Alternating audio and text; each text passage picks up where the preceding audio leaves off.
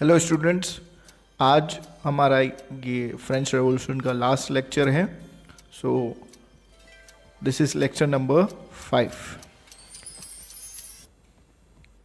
In this lecture we are going to study about women's in revolution, slavery and conclusion. So the first part is women in revolution.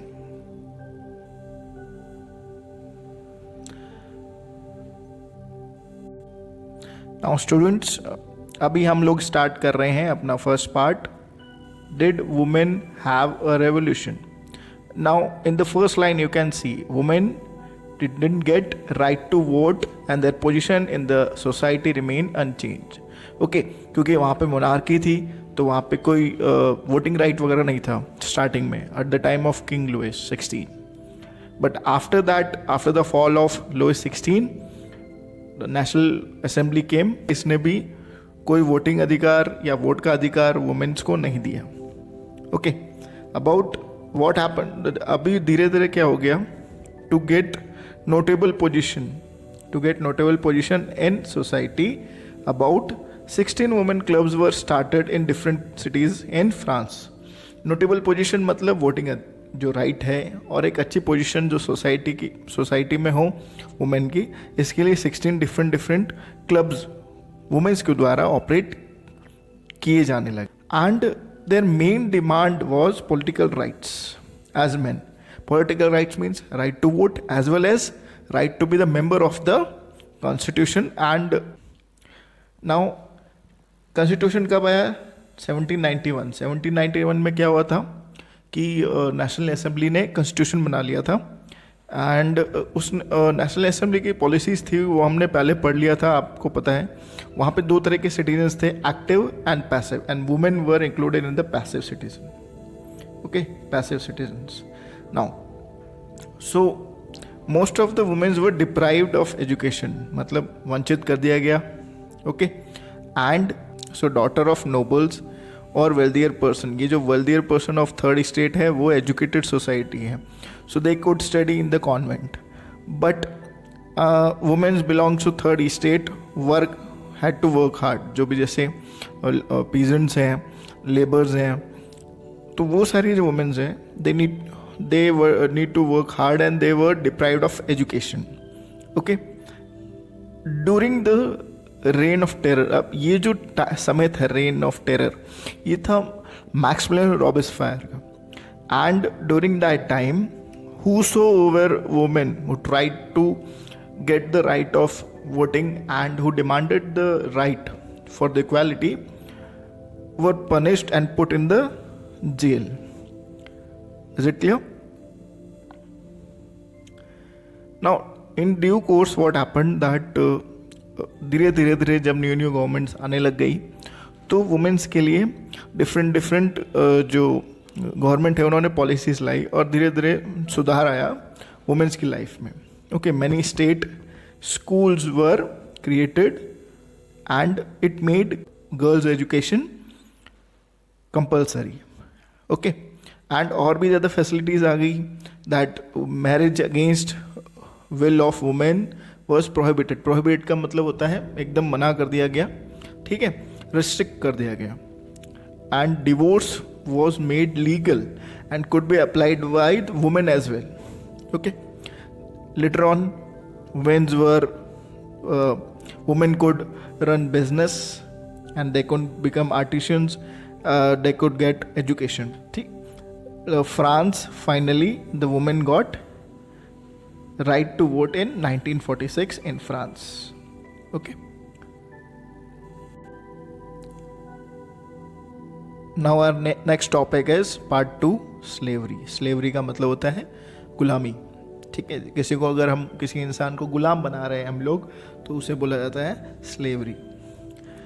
So the abolition of slavery, abolition का मतलब बंद कर देना. ठीक है, किसी चीज़ को बंद कर देना या मना कर देना, दैट इज़. अब क्या होता है कि स्टार्टिंग में जो थर्ड स्टेट के लोग हैं, okay, they used to work for as a slave and the trade of slave started in 17th century. Trade क्या होता है? व्यापार।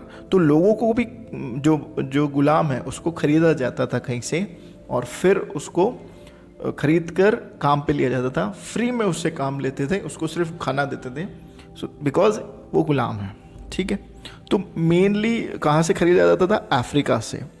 ओके, क्योंकि वहाँ पे इनकी कॉलोनी थी। जैसे इंडिया ब्रिटिश की कॉलोनी थी, वैसे ही फ्रांस की कॉलोनी कुछ अफ्रीकन कंट्रीज़ थी। तो वहाँ से प्लांटेशन ओनर्स, ये जो होता है प्लांटेशन ओनर्स, वो बड़े बड़े बिजनेसमैन होते हैं जिनके पास बहुत बड़ी फार्म्स होती हैं, बट वहाँ पे वो क्या करते थे? स्लेव्स लगाते थे। स्लेव्स का मतलब जो गुलाम है उनको फील्ड पे काम करने के लिए लगा देते थे, ताकि वहाँ से ज़्यादा प्रोडक्शन हो सके, वो ज़्यादा पैदावार कर सके, और उसी से ज़्यादा से ज़्यादा ग्रोथ इकोनॉमी में हो जाए। तो प्लांटेशंस क्या करते थे? प्लांटेशंस जो बिजनेसमैन होते हैं जो टोटली एग्रीकल्चर पे बेस्ड होते हैं, तो मोस्टली क्या प्रोडक्शन होता था? Sugar, coffee, Indigo.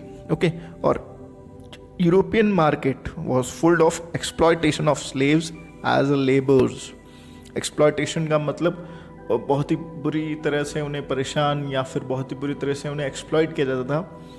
उनकी कोई वेलफेयर वगैरह नहीं देखा जाता था। ठीक है, उनको सिर्फ अगर खरीद के ले आए तो बस उनको खरीदा और उनसे काम निकलवाए।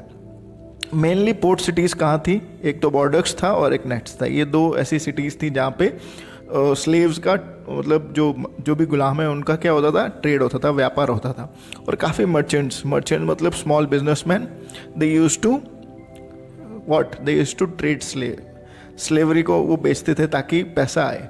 एक तो गुलाम को बेचा तो उससे पैसा आया, और गुलाम फ्री में काम कर रहा है उससे भी तो पैसा आ रहा है। ठीक है, हाउएवर धीरे धीरे जब नेशनल असेंबली आई तो इस सिस्टम को क्या करने लगे? वो लोग क्रिटिसाइज करने लग गए, and ultimately in 1848 slavery was abolished in France. Okay, उससे पहले एक और चीज़ मैं बताता हूँ। जैसे जैकोबिन क्लब्स था, उसमें पेजेंट्स और आर्टिसंस थे, वो पुअर लोगों का ग्रुप था।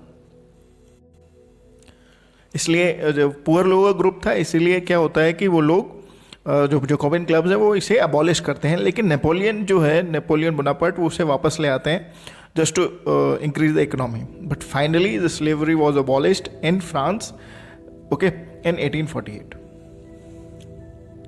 Now, third is conclusion.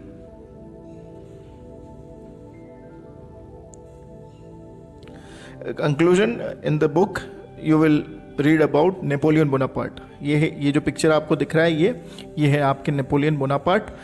ये कौन थे? फ्रांस के जो आर्मी चीफ थे वो थे, और उन्होंने जो डायरेक्टरी रूल है उसको हटाकर वहाँ पे उन्होंने पावर को कॉन्कर कर लिया था। He came in the power in 1804, conquered other neighbouring countries. जैसे ही वो पावर में आए उन्होंने दूसरी कंट्रीज पे अटैक करना स्टार्ट कर दिया, and ultimately he got the power. He was also known as the moderniser of Europe, because जो इनकी पॉलिसीज थी वो काफ़ी मॉडर्नाइज करने वाली थी। जैसे कि प्रोटेक्शन ऑफ प्राइवेट प्रॉपर्टीज़, जिसके पास ही प्राइवेट प्रॉपर्टीज़ है उसका प्रोटेक्शन होगा, उसके पास वो उसी को बिलोंग करेगी, रूलर को नहीं। जिसकी प्रॉपर्टी है वो उसी का, वही उसका ओनर है। So the rich family was very happy by Napoleon, okay, just because of trade, wanted to increase the trade. और जब व्यापार होगा तभी पैसा आएगा, है ना। He made uniform system of weight and measurement. ठीक है, जो भी अगर हम मेजरमेंट आज देख रहे हैं, जो भी नाप तोल की चीज़ें हैं, ठीक है, जो हम नाप सकते हैं, तोल सकते हैं, वो उसके जो इंस्ट्रूमेंट्स हैं वो फ्रांस में इन्होंने स्टार्ट करवा दिए गए थे। और जो डेसिमल नंबर है, डेसिमल नंबर सिस्टम इंडिया का है, वो वहाँ पे लगा दिया गया था ताकि कुछ भी चीज़ों को हम मेज़र कर सकें, गिन सकें in a unit value. So the conclusion is, French revolution से काफ़ी ज़्यादा मॉडर्न हिस्ट्री में डेवलपमेंट आया। लोगों को पता लगा कि अगर इस तरीके से भी देश में बदलाव किए जा सकते हैं, राजा को हटाकर भी जो लायक इंसान है उसे हम एज रूलर अडॉप्ट कर सकते हैं, हर इंसान आराम से जी सकता है। जो popular term democracy, it came from France, liberty, okay, this all term. And इस मूवमेंट की वजह से India, Indo China and south Africa, ऐसी कंट्रीज़ में काफ़ी ज़्यादा प्रभाव पड़ा है। और फ्रेंच रेवोल्यूशन से हमारे जो रेवोल्यूशनरीज थे, for example Raja Ram Mohan Roy and Tipu Sultan, उनको भी काफ़ी कुछ सीखने को मिला. They use to follow whatever happening in the French revolution. So this is all about the French revolution. ये आज आपका चैप्टर ख़त्म होता है. Thank you.